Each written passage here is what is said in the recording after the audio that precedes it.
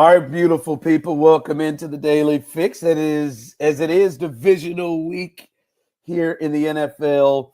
And we appreciate you joining us every day at 12 Central Standard Time right here, the Daily Fix with your guy, Ron Hughley on Foolish Club Media, right there in that little box where he rightfully belongs as he's always on the ride. Hello, Stephen. Hi.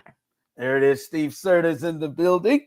One thing I do need you to do, if you have not done so already, please head to our YouTube channel, Foolish Club Media. Please like and subscribe.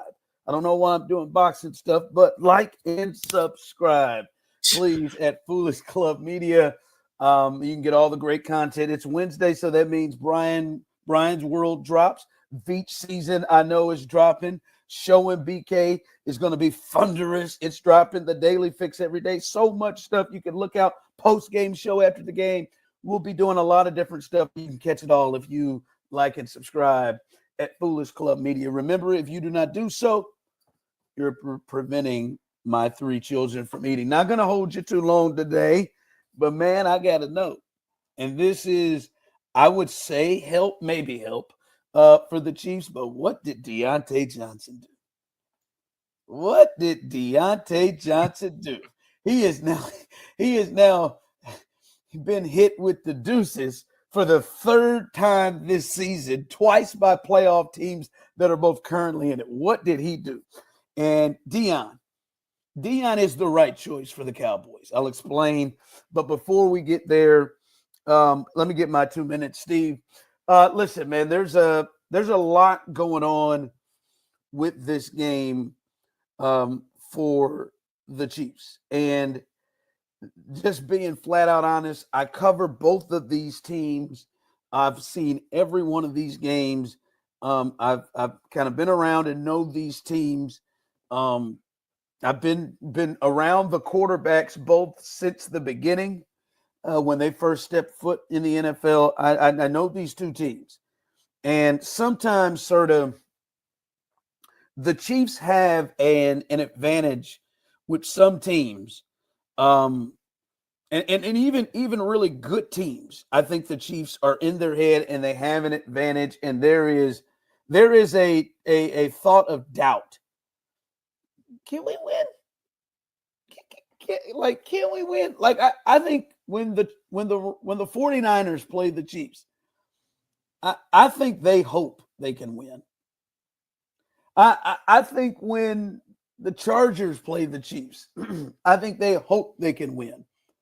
I think when the Bengals play the Chiefs, they know they can win. They believe they can win. Certain teams, the Chiefs, and then other just terrible teams, they just off the bus, they beat them. I will say about the Texans, I don't think sort of there's going to be any nerves or fears walking into Arrowhead from the Texans. I don't think they're a team that's beat when they get off the bus. I think there is now I don't think it's Bengals' belief because they've done it. Like, for instance, I don't know that the Texans believe they can beat the Ravens. They've lost to the Ravens 3 times in less than a year, 91-20. So I don't know. I don't know that they have that belief. But with the Chiefs, they played them tight. And I think they are convinced in their heads the game changed when Tank Dell got injured and all of the emotions led by C.J. Stroud kept rolling through. I think they have belief that they can play with the Chiefs. They can compete with the Chiefs. I don't think there's a fear of them walking into the 3-time, 2-time defending champions and that there is wide-eyed and the stage is too much. I just think in this game, sort of the Chiefs can't turn the belief of we can compete and play with them to a belief of, we can beat these jokers. I think that is something. So the Chiefs have to come in and kind of squelch that belief and temper that belief, because if they do, I think CJ has proven, for the 2 years, like he can be fearless and he'll go and try to make plays. So I think that's a big part in this game.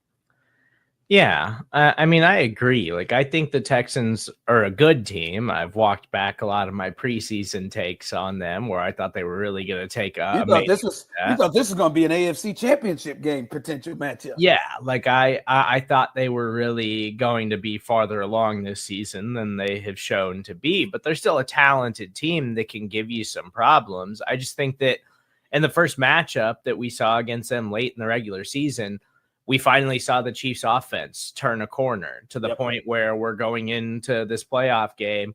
That offense is as healthy as it's been all season. It is the best version of itself that it has been all season. And the Chiefs defense appears as healthy as it's been since midway through the regular season. So at the end of the day, like, I think Houston is a good team. I think D'Amico Ryans is a good coach, and this could be a competitive football game. But I think the Chiefs are simply just better. Like, they're back-to-back defending Super Bowl champions, and I think they're simply a more talented football team than the Texans. And they have experience, a lot of it in games playing teams like this. When I say teams like this that have that level of belief, so it's not foreign to them. But just like in many of those matchups, like the more that you allow the Texans to be in it and feel good, the more that they're going to believe in the second, and the third, and then in the fourth quarter that they cannot just play with you but beat you. All right. The big story, and this may be sort of the biggest story in sports if this occurs, and that is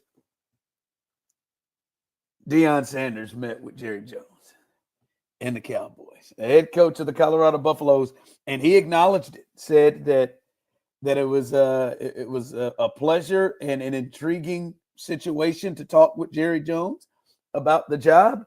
And I would just say this sort of, now look, I don't think that Deion is the best just from coaching and football standpoint. I do not think that Deion Sanders is the best man for the gig. I think probably Belichick would have been. I think maybe Pete Carroll is even better. Belichick would have made so much sense, sort of, because he's got a quarterback that's a vet already. I could see him bringing Josh McDaniels. I could probably see Dak actually flourishing in that type of an offense. He could talk to Dak and treat Dak the way he treated Tom, and Dak would fall in line and would be able to handle it. Hell, he handles Jerry. And him with Micah Parsons and some of the guys they have on the defense, that defense would be scary. Bill would make a lot of sense. I think Pete Carroll in a similar fashion would make a lot of sense. But this isn't just about football in a regular gig. And you understand what you're dealing with Jerry Jones. And that's why, to me, I think Deion is the right choice. Because unlike many other coaches that I think would be better coaches, one, Deion can coach. We've seen that, what he's turned around with Jackson State and then what he's done with Colorado. But sort of Deion would allow Jerry to be himself and Deion to be himself. I just think it would just be a bigger platform, and a platform that both would be able to be on. I think Deion would have no issue with Jerry being Jerry and him being himself at the same time. I think a big issue with Jimmy Johnson was Jimmy didn't want Jerry to be Jerry. And that was the problem. I think it was just, and I think Jerry sees it as, oh my God, this brand can't get any bigger. This can't, like we're just going to be a story all the time. And Deion's not going to have a problem with me being myself.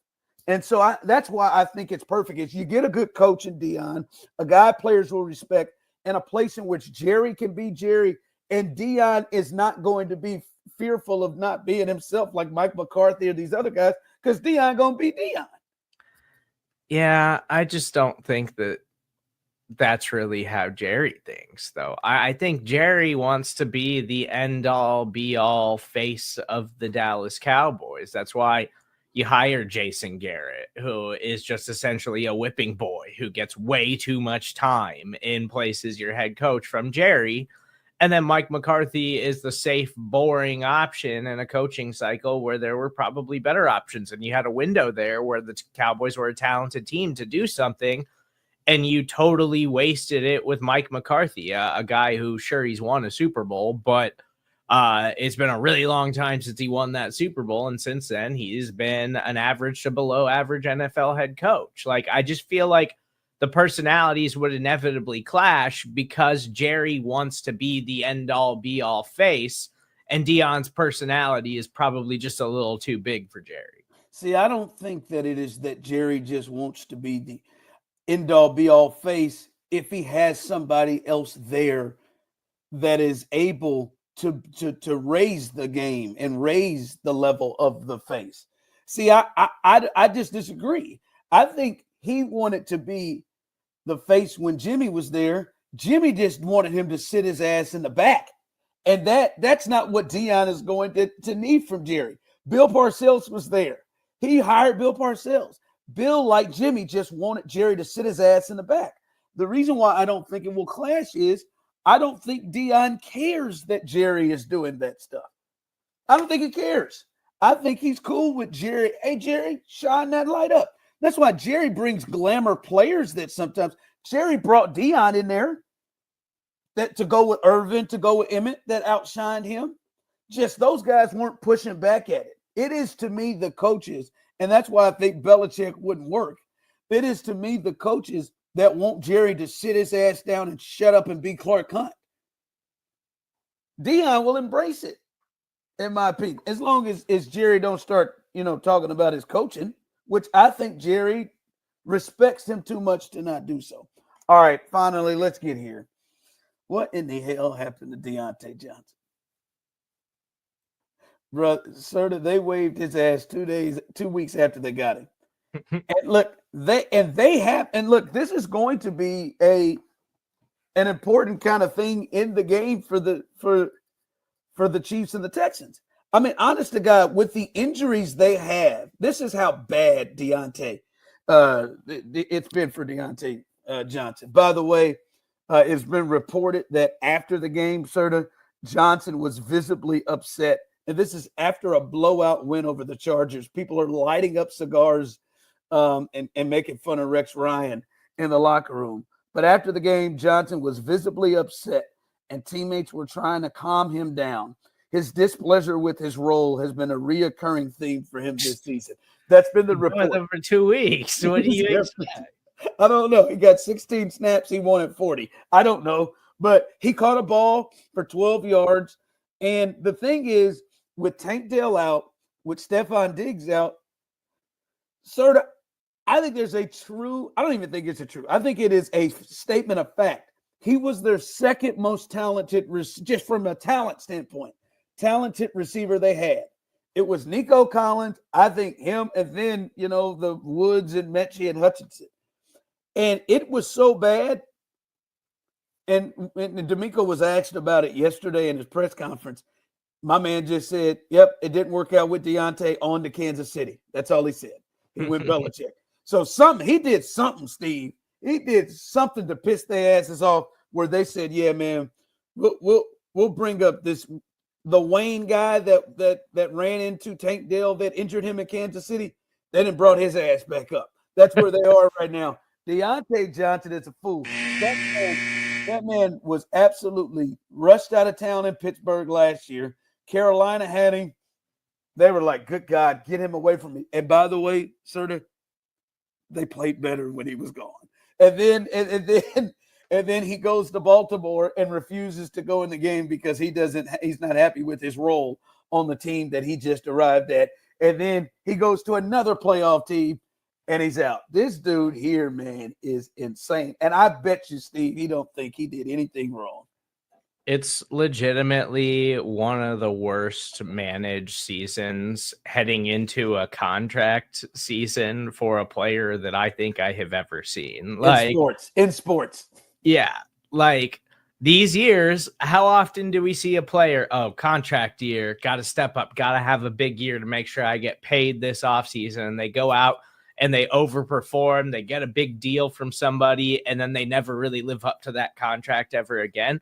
That's what Diontae Johnson should have been, because he's a fine NFL wide receiver, but I think he's a player whose talent has always been a little bit just overestimated than it actually is. Like he's a good NFL wide receiver. He's not an elite player or anything, but he truly believes I'm a Hall of Fame caliber player who has never had good quarterback play. And now I'm not getting an opportunity. And it's like, that's why it's so tough to even see guys like who get traded mid-season going and have an impact, because these guys already have established roles. These guys have already established trust with their play callers and all of that. Like even Amari Cooper and like what he's done with the Bills. Like he hasn't had a massive role with the Bills, but Amari Cooper's not out here complaining because the Bills are a really good team. And he's like, let me just get here and try to help win a championship and see what happens. It's just clear that Diontae Johnson is just one of the worst teammates in the NFL. Yeah, I don't even know if his talent's overvalued, sir. I think his talent is about what it is. This is why teams are taking chances on him. He's just an asshole. Yeah. I mean, it's just like he is delusional on things and can't get right, and which hurts his talent, So, by the way, I don't know how long it was that if the Chiefs even thought about him, because you remember like that during that time of trying to replace another receiver when Rice went down and the injuries they had.